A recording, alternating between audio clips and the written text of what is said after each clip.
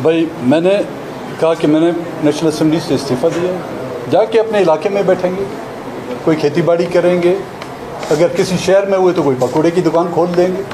आप लोग आए या कोई हमारे पार्लियामेंटेरियन आए, उनको तो तीखी मिर्ची के पकौड़े खिलाएंगे हम। अपनी दुकान से कोई नहीं खरीदेगा।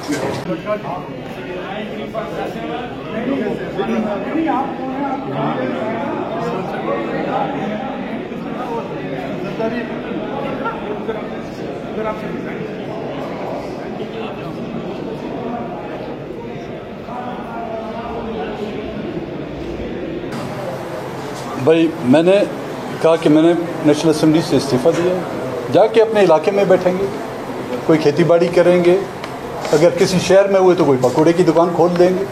आप लोग आए या कोई हमारे पार्लियामेंटेरियन आए, उनको तो तीखी मिर्ची के पकौड़े खिलाएंगे हम। अपनी दुकान से कोई नहीं खरीदेगा।